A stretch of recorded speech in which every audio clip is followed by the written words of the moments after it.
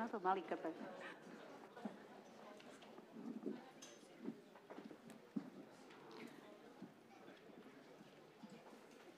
Dobrý večer, priatelia. Vítajte na prvom večeri Stredoeuropského. Good evening, dear friends. I would like to welcome you to the first evening of the Central European Forum 2018. I have the pleasure to welcome Miklos Haraszti tonight, but he sends us his best greetings. He has not been able. Well, anyway, Mr. Schwarzenegger was not able to come, but Mr. Haraszti is here with us today. He's also one of the symbols, one of the pillars of the Central European Forum. Thank you so much for having me here, and not for the first time. I have been a guest of this meeting several times in the last years.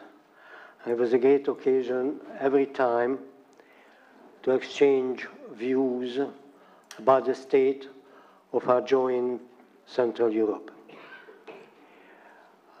More specifically about the state of democracy, state of progress in the 4 countries of Central Europe, in the so-called Visegrad 4.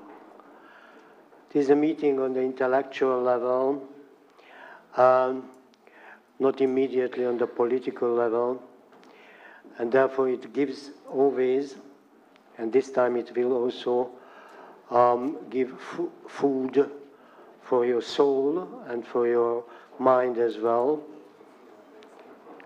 And I would like to contribute to this with a very short concept of the second kidnapping of Central Europe. Milan Kundera once introduced this concept. It was the kidnapping by foreign occupiers. It was kidnapping by world politics. It was kidnapping by the Yalta conundrum, many decades long time when Central Europe was more or less forgotten by the West, and about the time of the Cold War.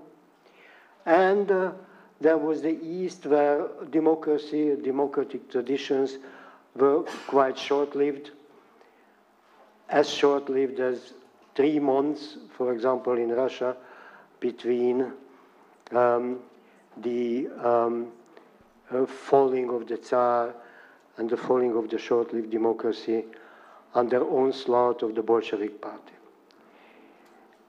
This disappeared, and Central Europe, its society, its relative achievements, its traditions have disappeared under the spell of the occupation by the Bolshevik Party's legacy.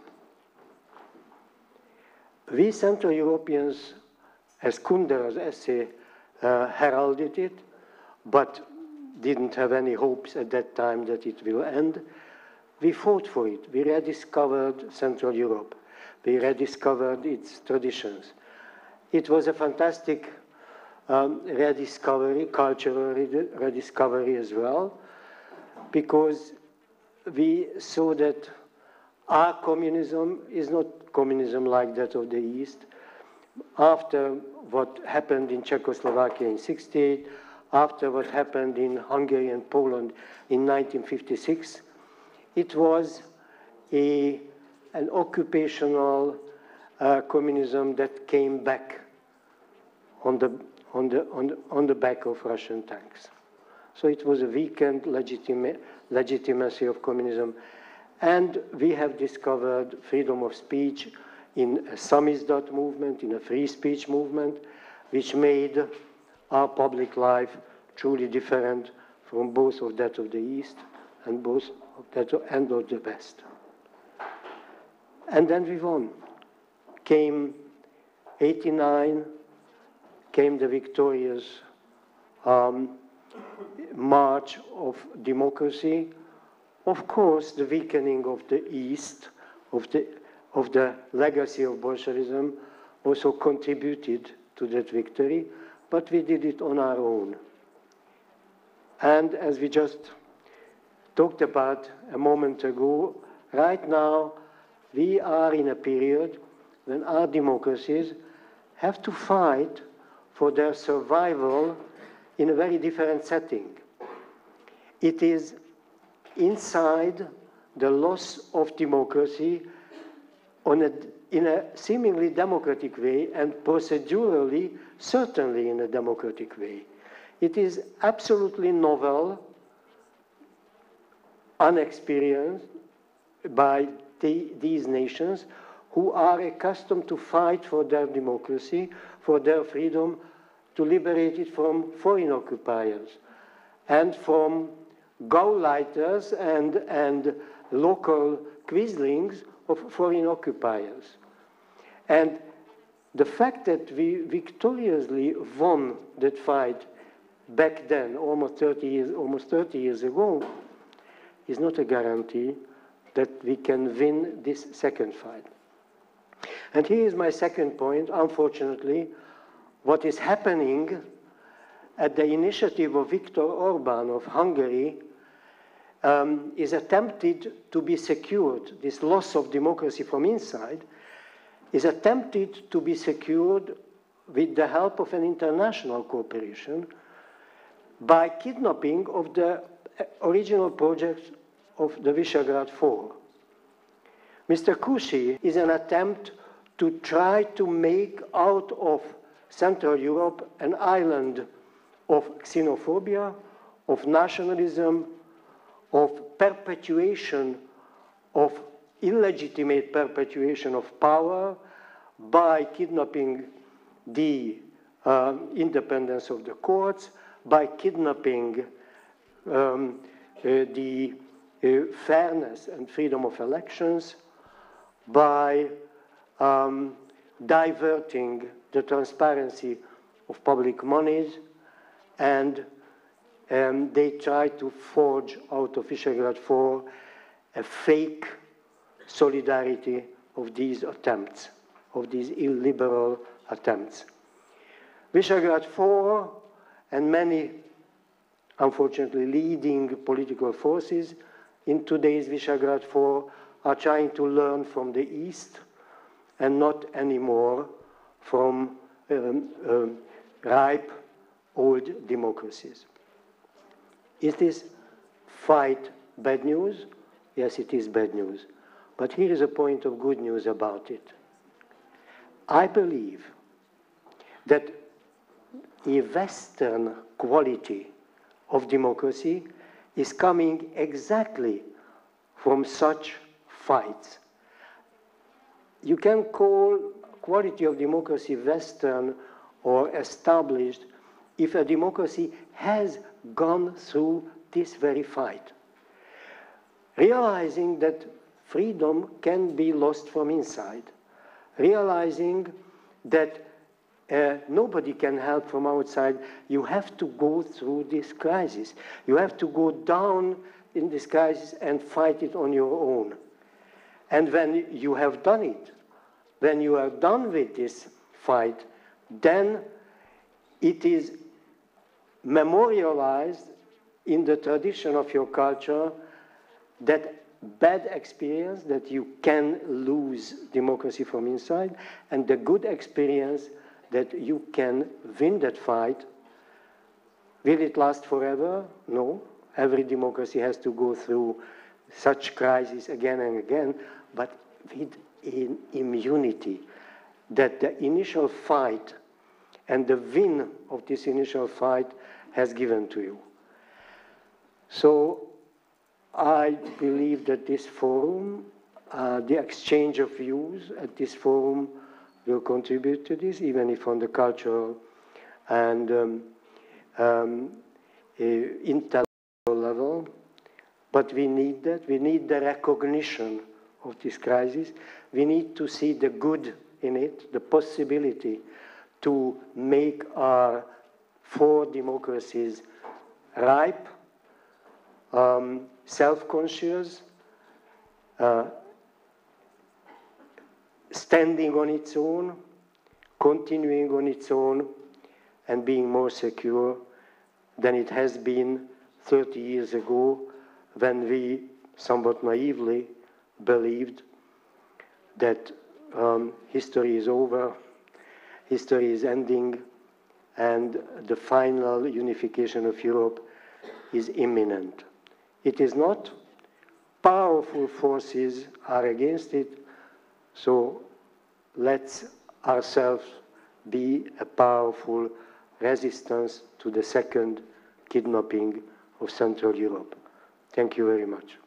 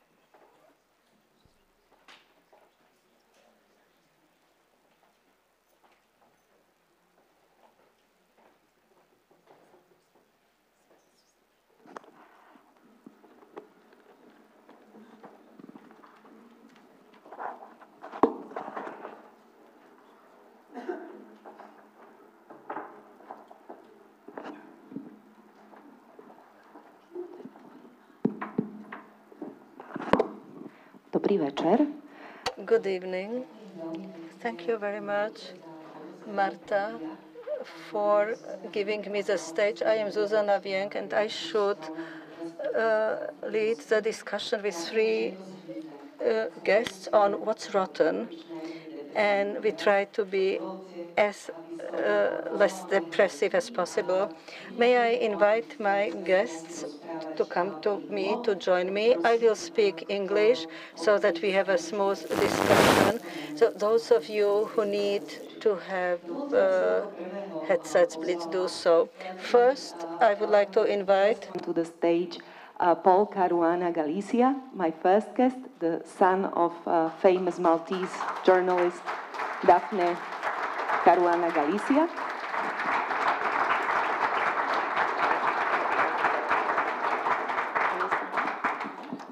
And let me welcome also my two guests who will be much more comfortable here on the stage. It's the famous British journalist Misha Glenny, who writes about organized crime and cybercrime, but also made a breakthrough to the film industry recently with his book and adaptation of Mafia. And Slavek Sierakowski, who is a very distinguished Polish left-wing liberal intellectual, head of Krytyka Polityczna, who has also departments in Ukraine and Germany, not only Poland, but also a very distinguished author of many outlets, among them the New York Times. Welcome.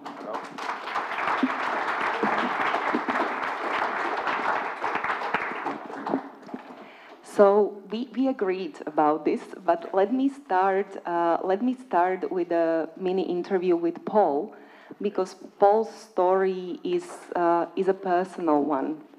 While we have a journalist and an intellectual, you are here not only as an economist and a scientist, but partly because your deep family story that in a very sad way connected Malta to Slovakia. From the Central European perspective, many people see Malta as a beautiful holiday spot, as a peaceful island with good climate. A few people see it as a tax haven, which might be problematic and which might be a place for possible money laundering or tax evasion. And we were, of course, shocked by the death of your mom, a very famous columnist in Malta, investigative journalist who was running an independent blog. But from this perspective, Malta seems like a functioning democracy. Many people would, as Central Europeans, think that democracy is worse off here than in Malta.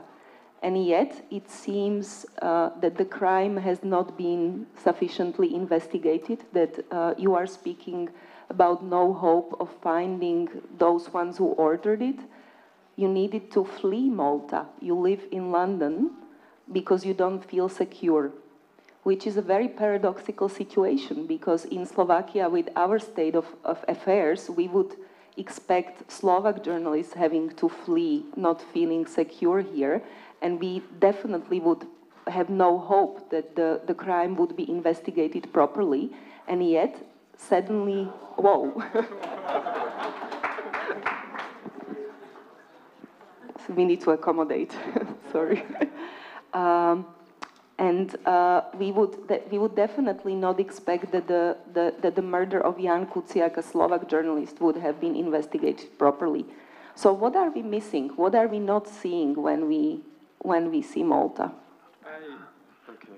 Well, thank you, and thank you everyone for coming to listen to this. So I think you're right in that you can see Malta as all of those things. So it's, it is a beautiful holiday destination, it is a tax haven, and it is really corrupt. And I think for a long time we were able to get away with it because the changes that were happening in Malta were kind of happening at first quite slowly and gradually, but then they really accelerated. And I think the analogy we had with the first speaker is exactly right, that it's almost like there's been a kidnapping of our institutions and that we're losing democracy from the inside.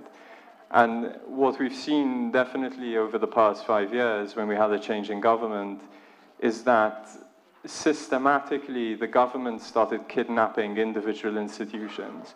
So it placed very, useful people in the police force, in the judiciary, in every part of the country's institutions that you would really need to control and check corruption, to the point where the only person you had acting as a check on corruption and frankly just totally criminal activity was a journalist. And so when my mother exposed all this corruption, the force of the state wasn't brought down to bear on the corrupt because those institutions were compromised, but on the journalist herself. But it seems, if it's right, what I read is that the death threats against your mom have been something that your family has been living with for a long, long time. Many of your dogs and pets were killed, that you were threatened quite frequently. So was this dramatic shift really happening in the last 5 years, or do you see the roots much older, and why? Why is it happening? Is it happening because Malta was suddenly discovered as a potential? It's a good question, and actually the roots are even older. So when Malta, I think, decolonized in 1964, it never properly reformed its institutions, so that the colonial governor's office was effectively replaced by the prime minister's office. So in the same way that we had a colonial governor who would appoint the attorney general, appoint the head of the police force, appoint the judges and magistrates, we now have a prime minister who does that. And for a long time that wasn't, a big problem until we got the wrong kind of prime minister. And that's who we have now. So on the death threats, you're totally right. And in fact, there were 2 arson attacks on our house growing up. The first in the mid-90s, the second when I was at high school. So I was about 17 years old, and there was an arson attack on our house that was so serious, it was in effect the first attempt on my mother's life. So a group of people had laid about 14 2-liter bottles of petrol alongside the back of the house, put loads of car tires alongside them, and set the whole thing alight. So these things happen, and that's part of a kind of bigger structural problem with Malta, that it's extremely bitterly partisan. But the thing is, we always could at least rely on certain institutional checks. And one of the great kind of revealing things about my mother's murder is that it was this kind of final test on Maltese society. And it kind of asked people, do we even have a shared understanding of murder? Do we even have a shared understanding of things like free speech? And, a year since she was killed, and I think the answer is no. And we can't even collectively respond in a way that says we need to change our institutions, we need to prosecute the people on whom she was reporting, and we just need to accept that this is a horrible, awful event. So you don't feel support of the civil society in Malta? Actually, we do. So one thing that has happened that is really positive is the emergence of new civil society groups.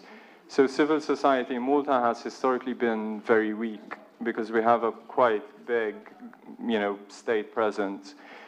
So we've seen more activists speak up and new NGOs emerge, but it's all very kind of young and fragile. What's harder to say is that there's this kind of cross-society consensus on what needs to be done. So, it's been twisted into a partisan fight where some people say, oh, it's just a murder like any other and it has limited implications beyond what happened to this one person. But then there are also people who see it differently and see it for what it is. But your story is a case of what Misha talks about and writes a lot about, how the world is actually interconnected. And therefore, I really wanted to ask you, do you think that the murder of your mom, the fact that it went so far, because the death threats were known for a long time, your family suffered from it, is it also a failure of Western democracy and of European Union and the whole state of affairs? Have we been ignorant to these type of matters as an international community for a long time? So I think, the short answer is yes. The kind of longer answer is that for a long time, so all those years you described, all the death threats, so my mother during that period was reporting on like Maltese level corruption, a corrupt judge, corrupt policemen, corrupt Maltese politicians. Over the past 5 years-ish, Malta joined, like Slovakia, the European Union in 2004. So starting then, it's almost like Malta's corruption was globalized, and we kind of plugged into this global corruption network. So we had, my mother, a Maltese journalist, effectively working as a freelancer because she broke all her stories on her website. Suddenly up against the Aliyevs in Azerbaijan, or, Chinese billionaires and Russian oligarchs, and it just happened, it was almost imperceptible. And, not only was my mother alone, but these oligarchs, these actors suddenly had a way into the European Union via Malta. So that systematic takedown of Maltese institutions allowed all these people into the European Union. And is it a kind of fault of Western democracy? I don't know. So, like a great question, maybe above my pay grade, but I'm sure Misha has an answer. I will definitely ask the question once again during the panel to both of my guests. One is more optimistic than the other. There will be a good balance.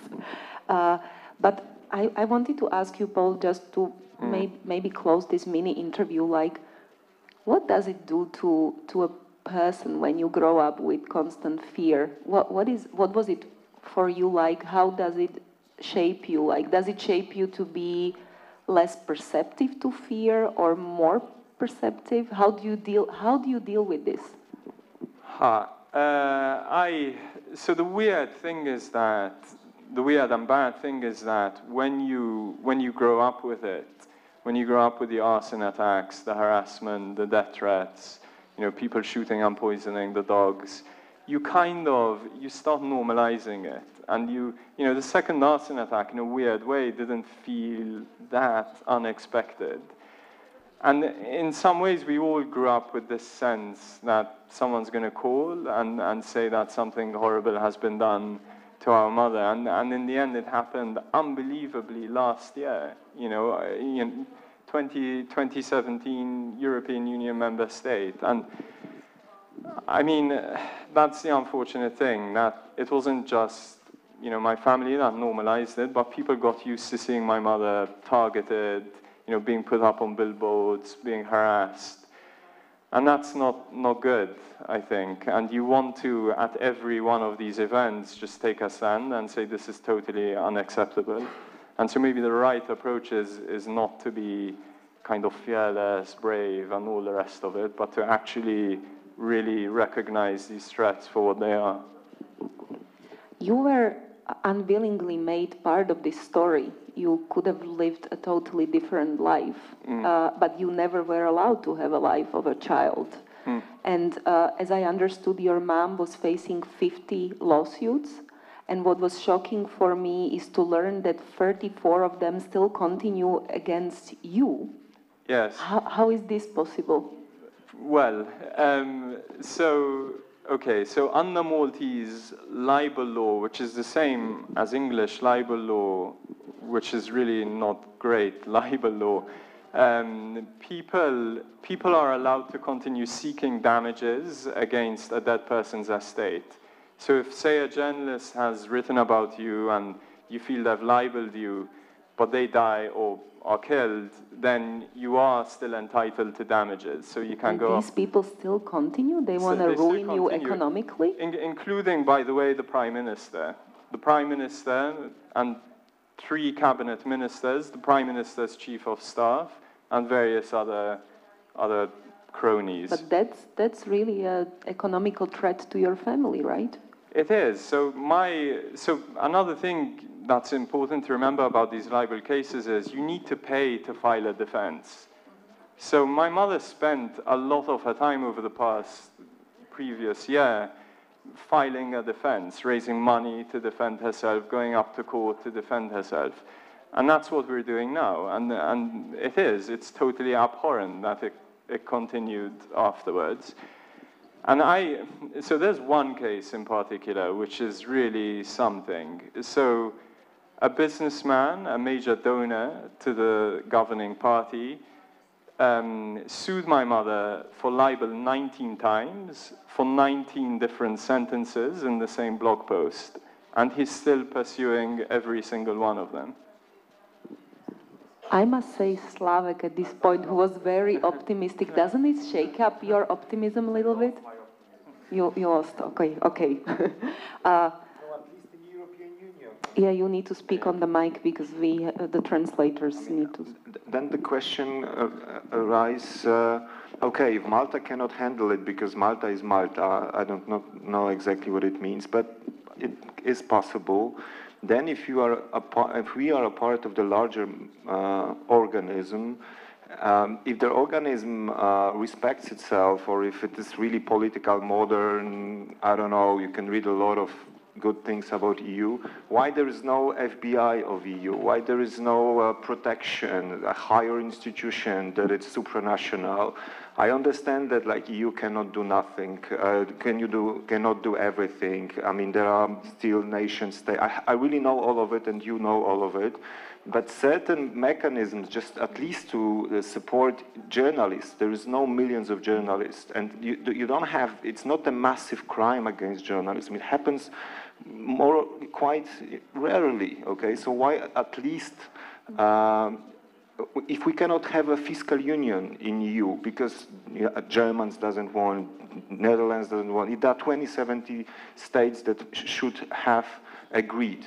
But to protect journalists, everybody agrees that we should protect journalists. Then why it happens? I mean, well, the first sign of hope is the European prosecutor, which should start with very limited competencies in 2 years, I think, although 4 member states are not joining in, and really the competencies will be very limited. But Paul, what you are describing is, I think, a sickness that we see deeply rooted in a couple of member states. I don't think Malta is the only example. Misha, does this sound familiar? It's a stupid question. It, of course, sounds familiar to you. Yeah, I mean, Paul, it's very humbling and moving to listen to Paul and his experience. Because it must be so shattering and difficult for him personally, but he is able to understand what the political implications of his experience is, which I think is very important and gives us something to build on.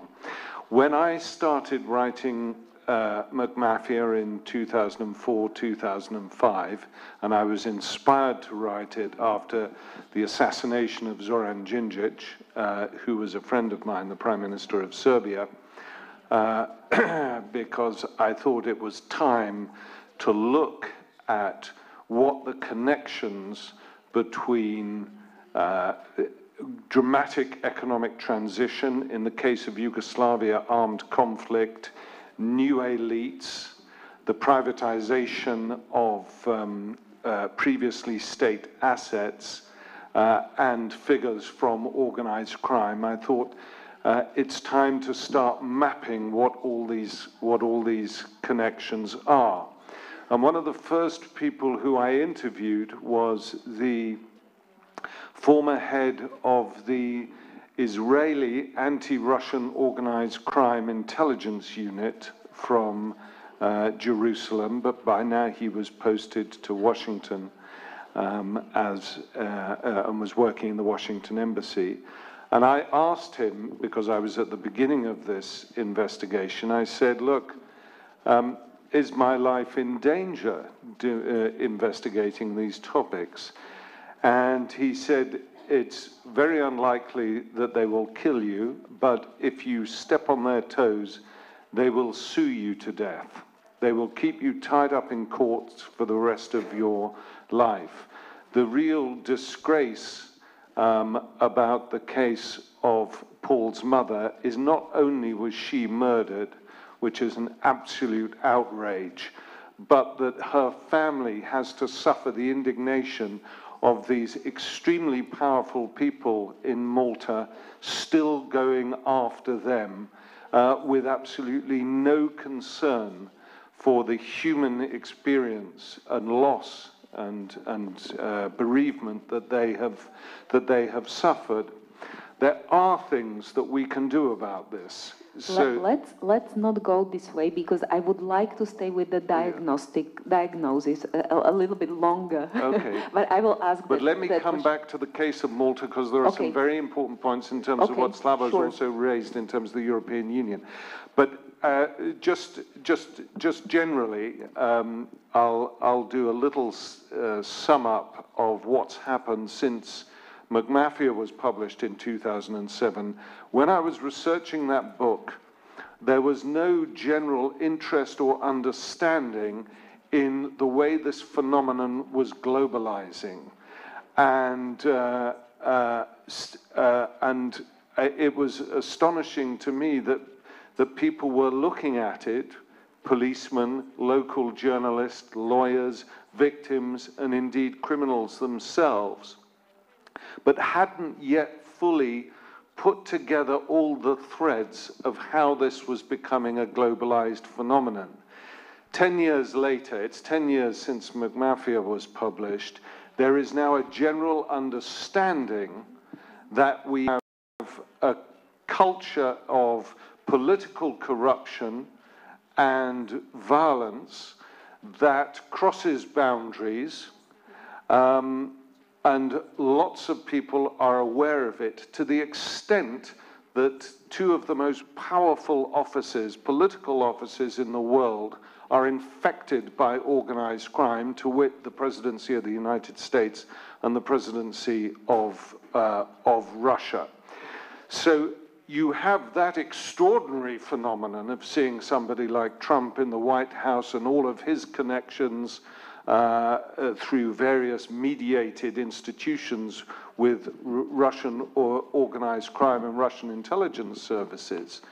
But you also have a much more powerful movement which is standing up and saying, we are not going to tolerate this, whether it is NGOs, whether it is police officers and some police forces, whether it's journalists, a whole variety of people who are saying we must insist on transparency, truth, and in both politics and the economy. You answered many of my questions. So a big battle is on, is what I'm saying. Yes, we are engaged in a big battle. You know, this brings me to my next question. I wanted to stay a little bit with the diagnosis because I, on the contrary, don't think people are aware of the details of the problem. But Misha, you described, I think, very accurately what is happening, but do you really think that our problem is not that the world is divided? Because I think that Trump supporters, which is such a vast majority, are totally oblivious to these arguments, and they don't seem to care. Susanna, I've spent most of the past 5 years either in the United Kingdom, the United States, or Brazil.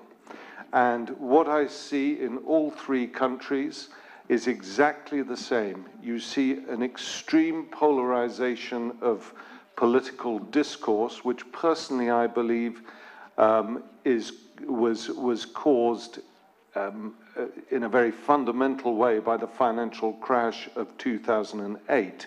But what it has done with social media is it has created divides which are the same phenomenon in each country, but which remain very culturally specific. So I don't expect people in Slovakia to understand the insanity of what is going on in my own country at the moment over Brexit. But believe me, it has divided my country in a way I have never seen my country divided before. In the United States, it is very easy to see, because we're bombarded by American media all the time, just how profound that division is. Yeah, and just to follow up with my question is, when you read on President Trump, I think he's a criminal. I say that with all the seriousness, but I think his supporters don't see him as such.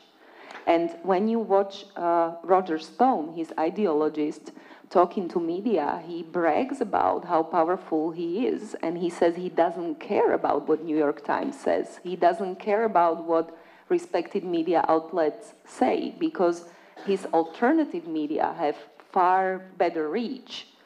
And so we have created these kind of like parallel universes almost, it seems to me. Well, what it highlights is a profound identity crisis in all of the countries I've mentioned, and that's replicated elsewhere. It's a reflection partly of what internet technology has done to the mechanism of political discourse, but also there is that element where Trump, somebody like Trump, says, you know what? These institutions of that were built in the United States 200 years ago, they're not nearly as sort of resolute and powerful as people imagined. I can say bullshit day after day after day, and it no longer matters. And it's almost like a sudden revelation for people like Trump that the truth is an entirely fungible, malleable concept within the framework of democratic politics. So yes, I mean there is a real problem here, and that division that you talk about, I think that battle that I was talking about is essentially between people who believe that the unequal world that has emerged in the past 30 to 40 years, and it is profoundly unequal in a way that we haven't seen certainly in the modern period in terms of differentials between the rich and the poor, that inequality is supported by a group of wealthy, influential people around the world, and there is another group who say, we are not going to tolerate that, and this is a profound ideological divide. And just to sum up, what you have been talking about over the 10 years is what Paul has pointed out, the globalization that allowed scaling of organized crime globally and capturing very elite institutions like banks and other financial houses. You say that this business model captures around 15% of global GDP, which is very influential. And you talk about sectors where the organized crime is produced, where it's distributed, and where it's consumed. And you talk about the consumption countries as the U.S., Britain, being the developed democracies,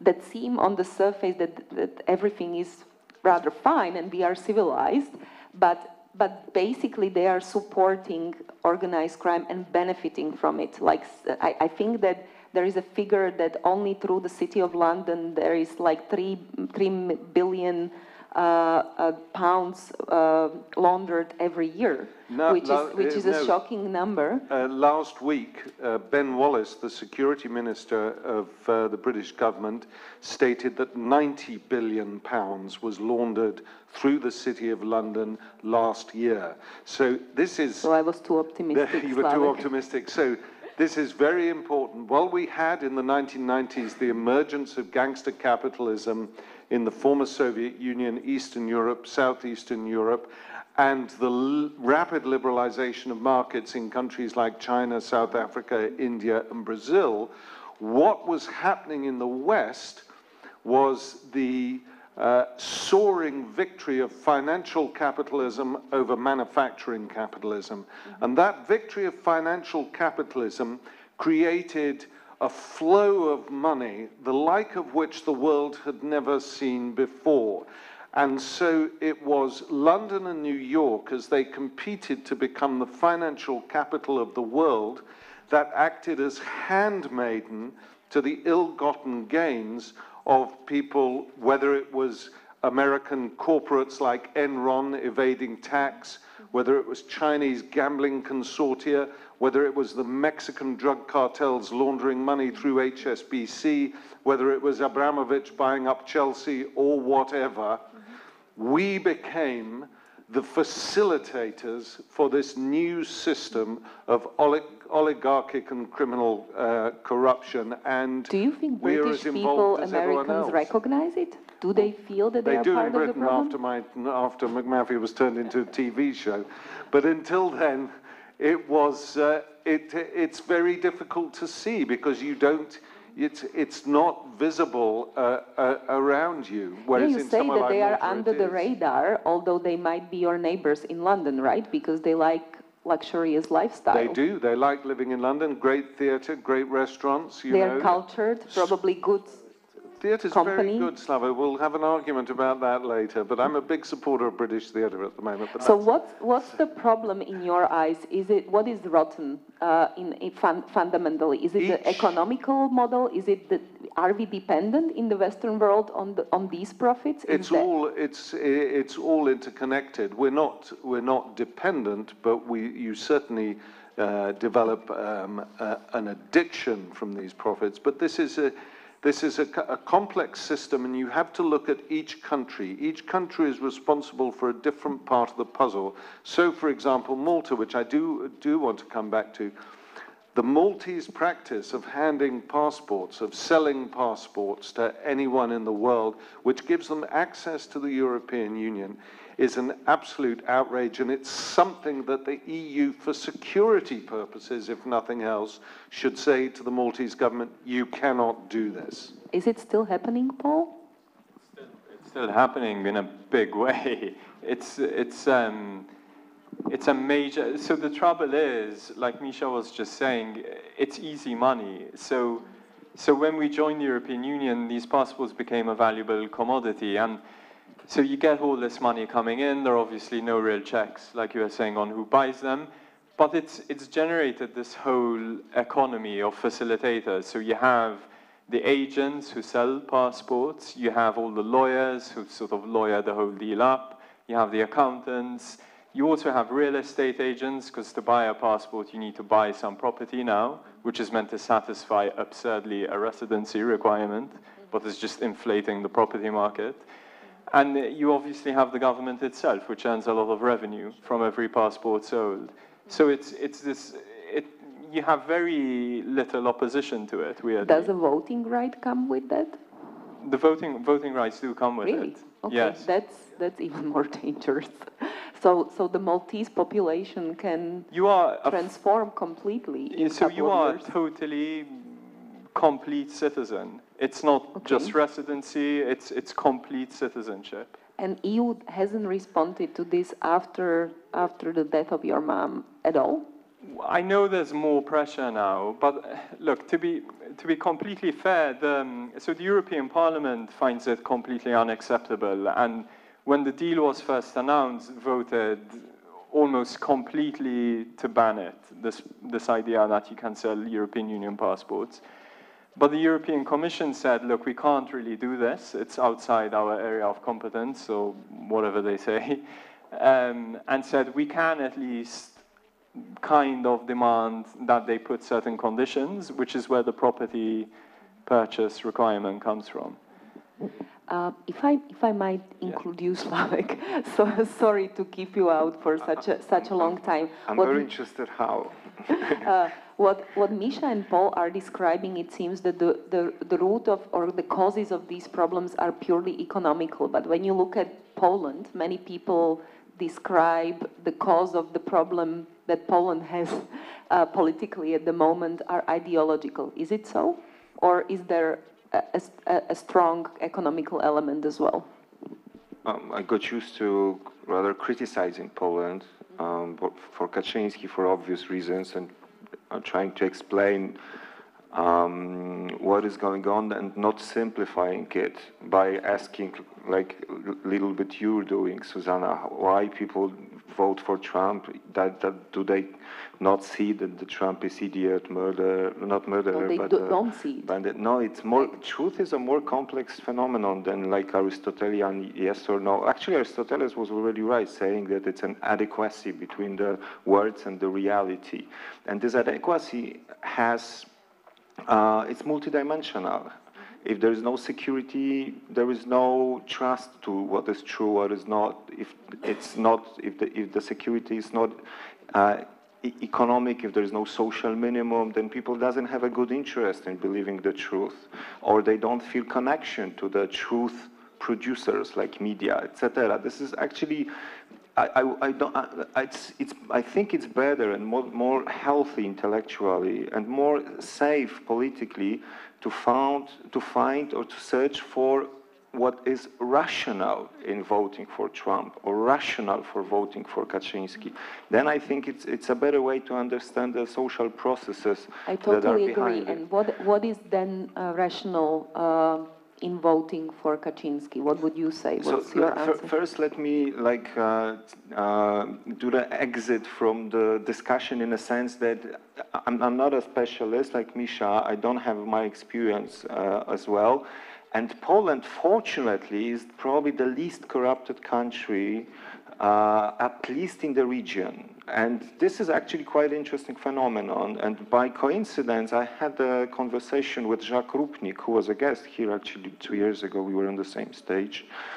in Paris. Yesterday he was asking me about, we were talking about Orban, and of course when you say Orban, the second word is oligarch, and then he thought, actually like Natalia also, thought that it's obvious that probably Poland has the same problem. And of course, like I would think the same way. Like if, you know, if oligarchs are everywhere in the region, probably they exist in Poland. Yes, they exist in a sense that you have rich people not necessarily very honestly accumulate, who are not probably very clearly and transparently accumulated their wealth in 90s, but there are very different, there are very clear and serious differences. First, our privatization was very different than in other countries.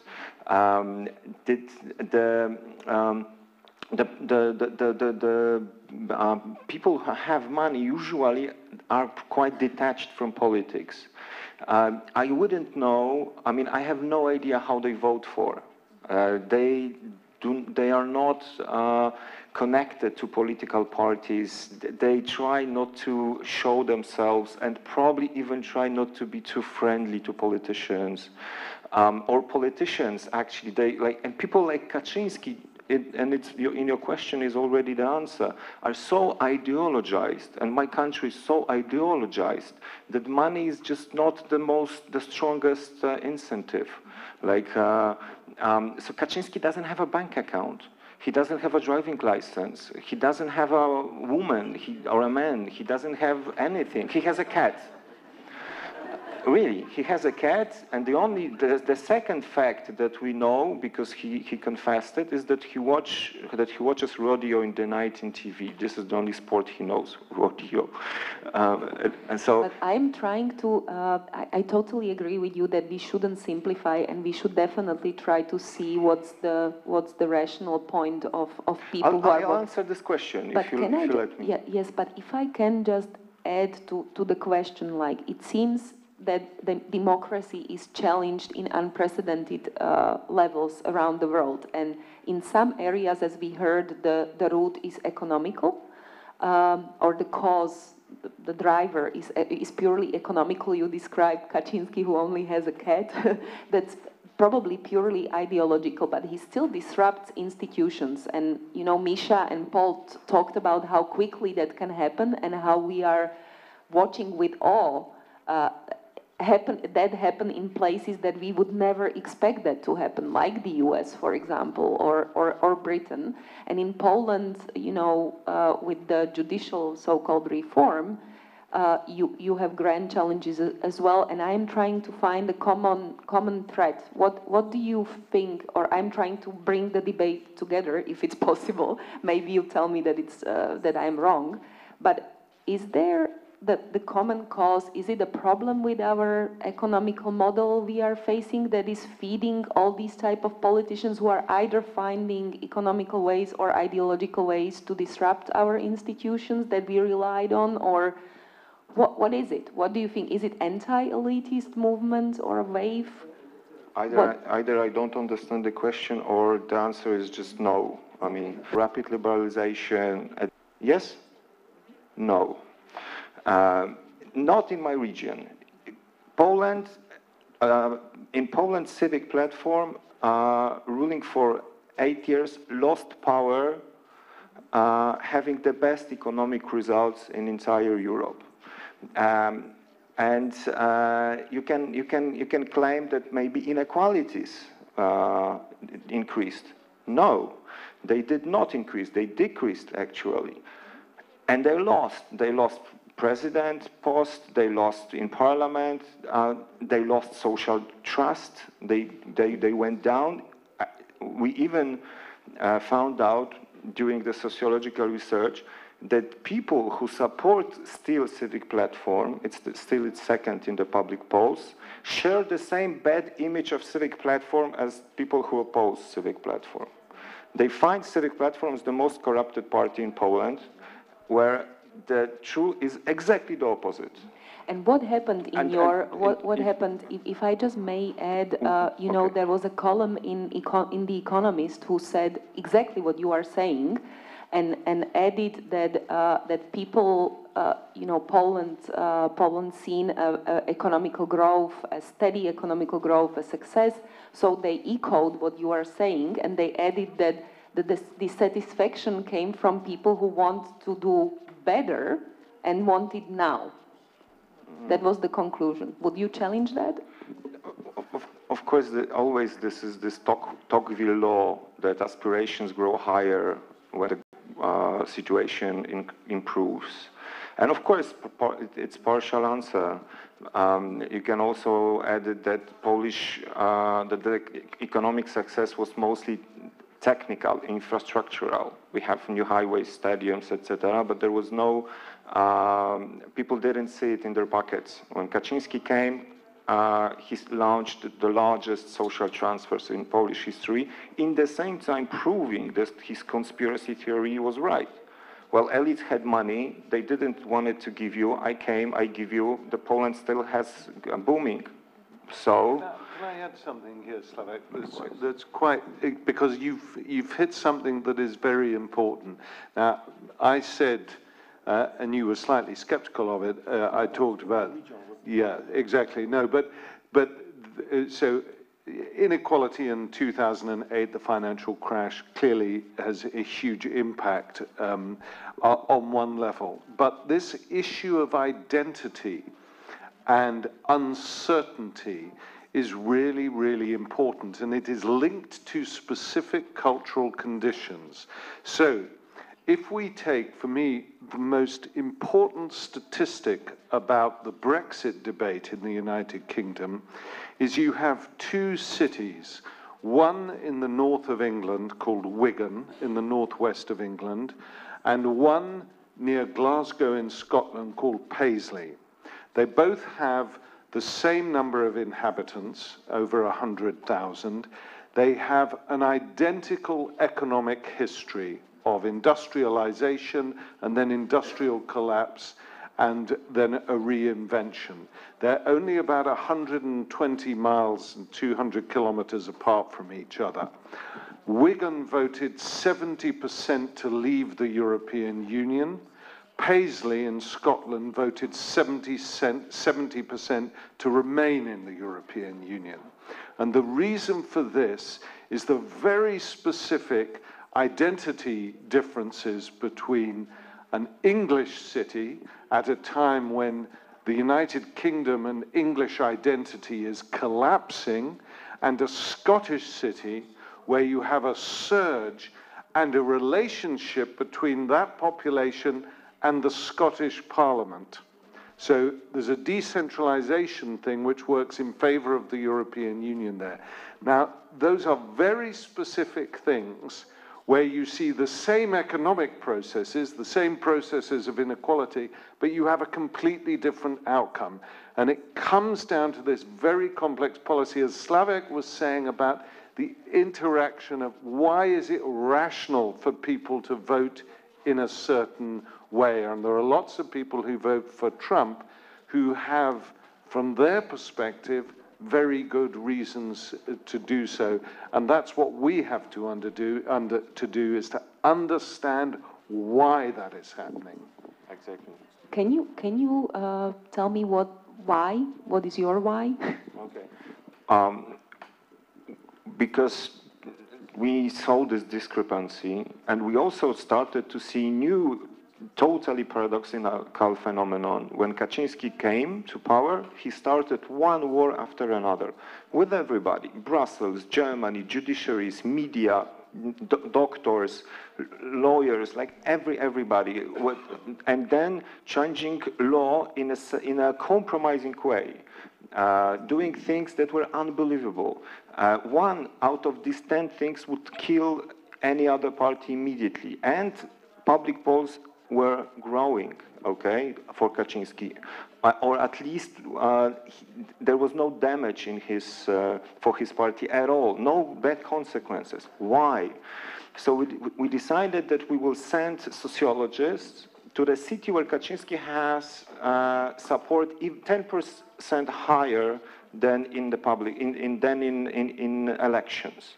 And we just did most simple quality sociological research. First, we interviewed people to distinguish, to select people from middle class, popular class, according to the typical sociological criteria based on profession, education, etc. And then we discussed with them the main topics of public debate: abortion, constitutional court, etc., etc.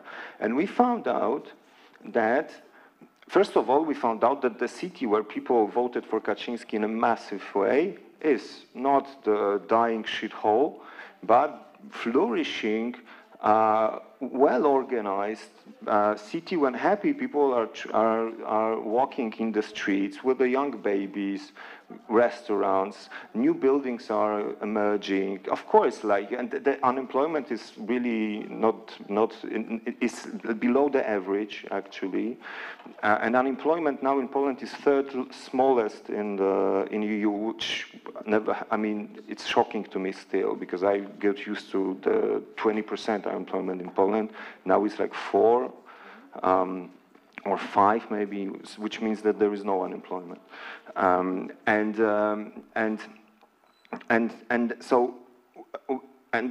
Then we started to talk to people, and we see that for Kaczynski vote people, it's rather regular, it's almost a standard, people who find themselves successful in their lives, happy, modern, Western oriented, okay? Why? Why? Why?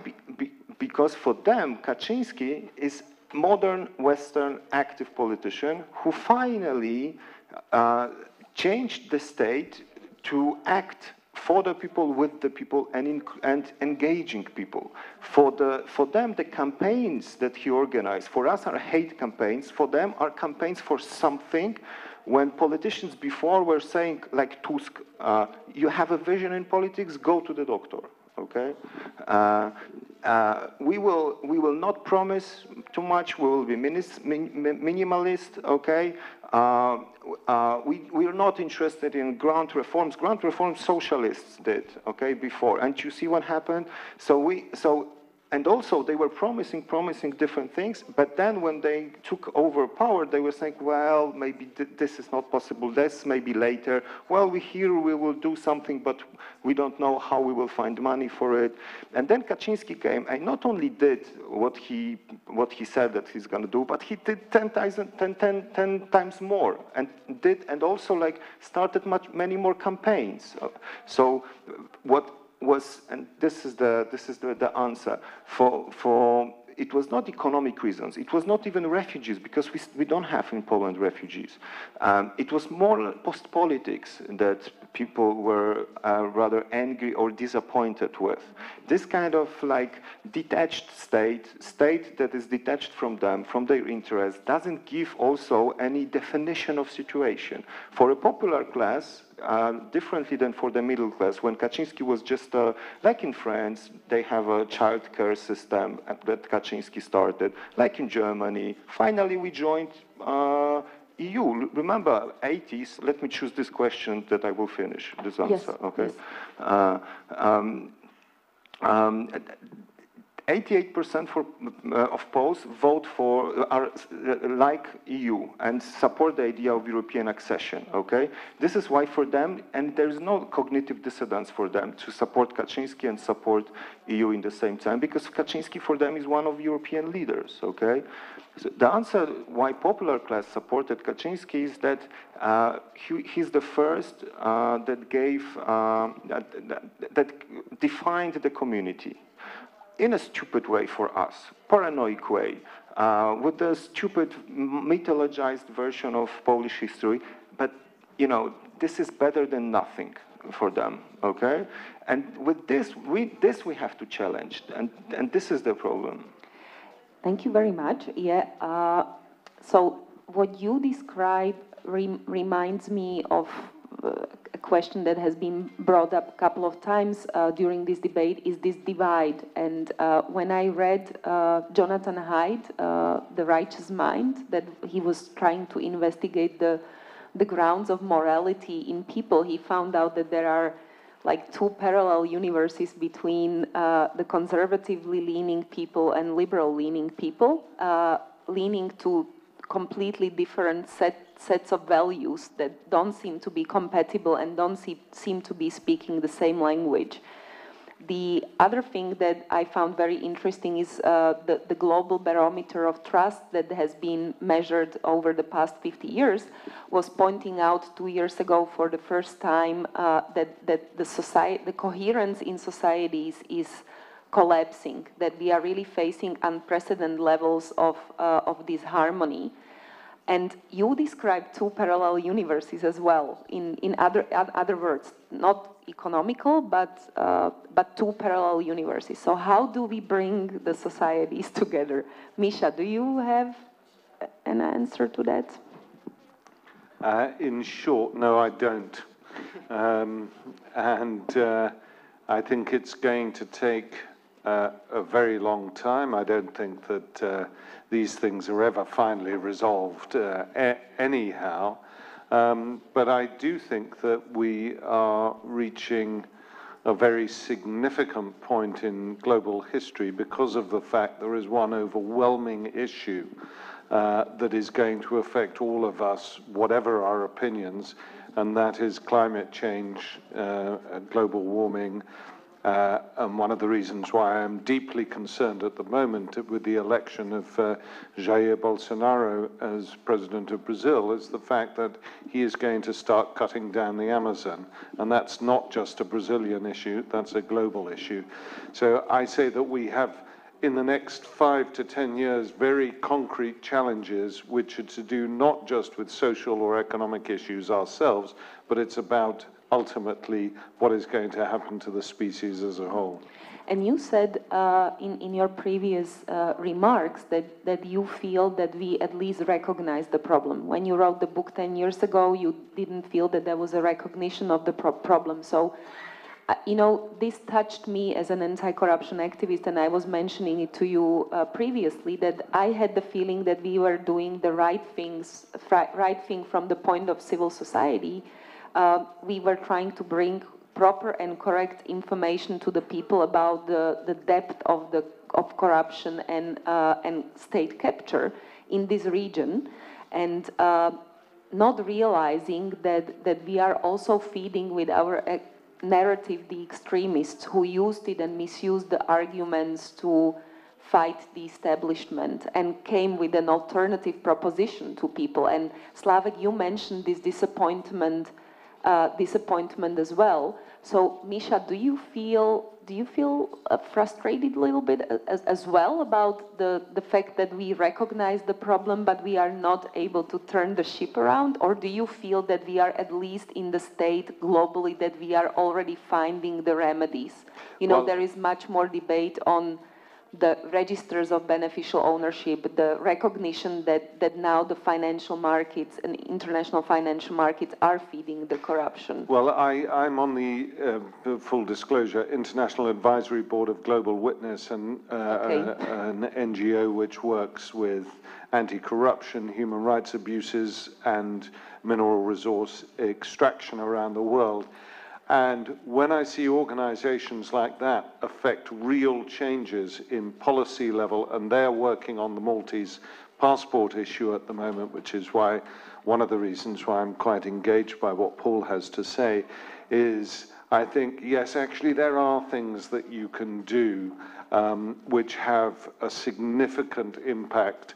And we have finally got legislation through in the United Kingdom for the first time, which will forbid anonymous companies from investing in British property. And this is a really, really big shift in the way that we do things. So it's, you know, it's small steps, but accumulated, they can make a difference. But it requires a lot of people to remain working very hard and being very engaged with these issues. I'm not wildly optimistic, but I think it's in human nature that until everything goes up in smoke, we will continue trying to do something about it.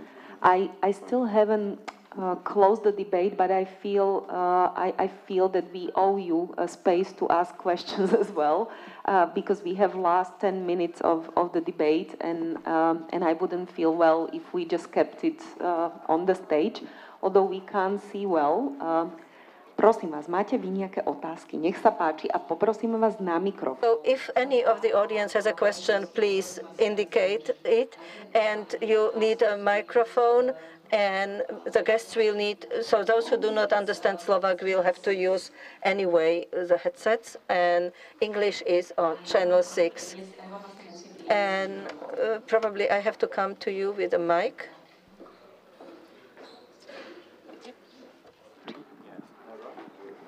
A viete čo, asi mi ho aj rovno doneste, že ja tu na ňo počkám. Nám bude chýbať. No, nie, tak to... Ja to preložím. Ja to asi preložím. No, chorá justícia je veľmi vážna vec. Sick justice is a very serious thing. If the justice is sick, then the state will get sick, and probably the whole Europe, and will fall apart. Is this something the leaders of the EU understand this problem, and are they ready and able to help the sick countries, the countries who are sick of corruption and sick of corrupted justice? Sick justice, and if you think that European Union is willing to help member states to recover from the sickness and weakness of justices, judicial institutions. I don't know if you want to. I can have a very general answer, but maybe there is something important to tell you here, or just to express maybe. With populists, we have to win politically, because law, truth, etc., they don't defend themselves only by the fact that they are true, legal, and so on. So we cannot count that EU will come and do something. Only people who will support us. I mean, EU can be helpful only if it helps win politically. Okay, so to give you an example, now we have a huge polarization in Poland, which unfortunately works very.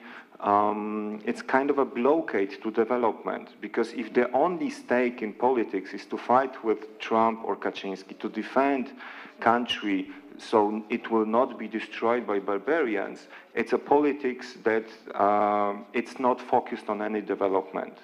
So third possibilities in Polish politics are that they just cannot, they doesn't fit to the main argument. Someone wants to start a party, shift Polish politics more into progressive way, and because the only fact that he doesn't belong to this Kaczysm versus anti-Kaczysm cannot emerge. So unfortunately, this polarization, just look at this from this perspective, is also a blockade.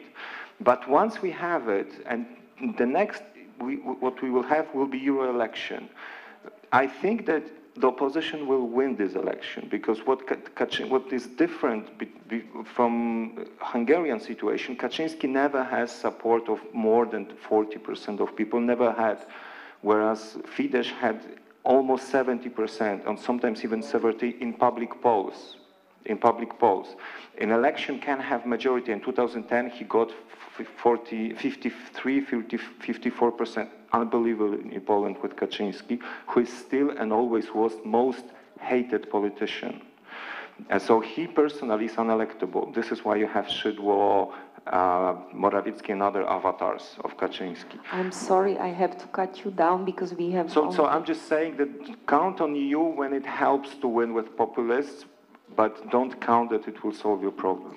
Slava, can you pass the mic to Paul, please? You wanted to respond, right? So Thank you. I'm really sorry, I didn't hear it on my tape. It was about justice. It was about justice. The respondent felt that that judiciaries around Europe are compromised. Compromised and sick, Yes. and he felt that he was asking if EU is doing enough to help member states to overcome it. So I actually think the EU can and should do a lot more than